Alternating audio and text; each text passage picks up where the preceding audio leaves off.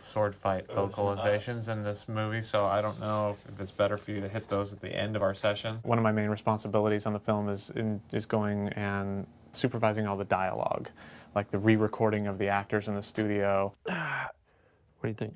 I mean, we could stand to have some more breaths around that, just because it's got to match into your close-up.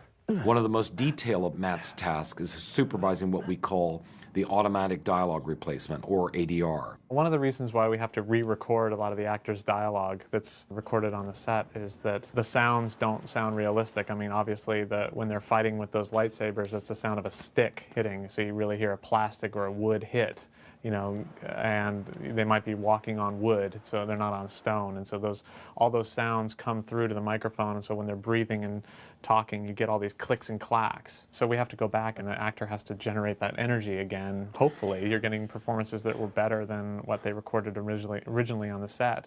1,600 grunts and groans. Or why don't we just stand here and you can slap me silly and then you can just fit it in where you need to. George.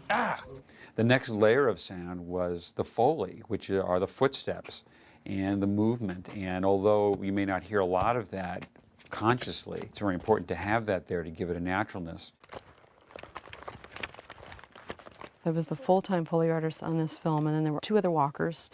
Basically, what our job is to really flesh out the characters. So this is what we used for Anakin, for his movement, to kind of sell his menacing character.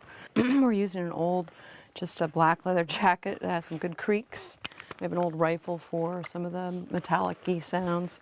And then this old drill actually too has some nice kind of sounds that we put up against it. So this all together is Anakin's sort of presence and gear. Then you get to the actual sound effects that I design.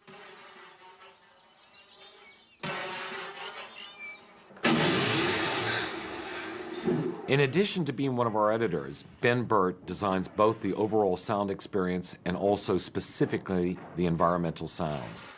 The swords really don't make sound. There's really no lava. All of that has to be given weight and credibility with the sounds. Let's look at the sequence now in terms of what's really there, in terms of sound effects.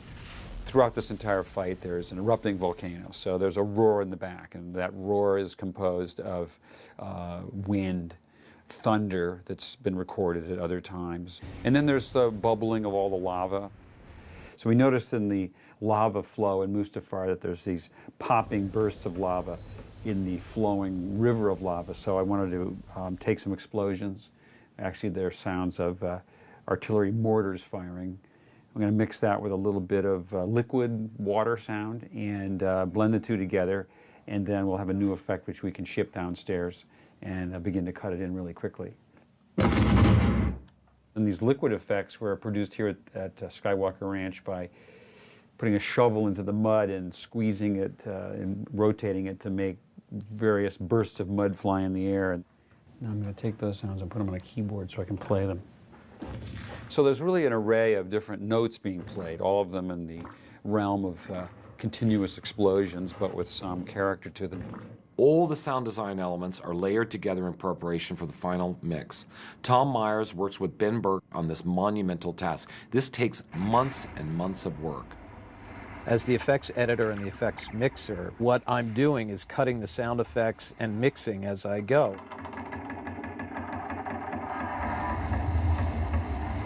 For this session, this is Volcano Eruption B, which is effect number 379 that Ben has made. So just for that one scene, we have tracks and tracks of material that we go through, and at this stage what we're doing is balancing them against each other, and then we will go to the mix room and then take our balanced sound effects and put them against the balanced dialogue and the music, and then balance those against each other. Without the sound designers, the lightsabers wouldn't hum, the lava wouldn't roar, you wouldn't hear the dialogue, and the duel would be a lot less exciting.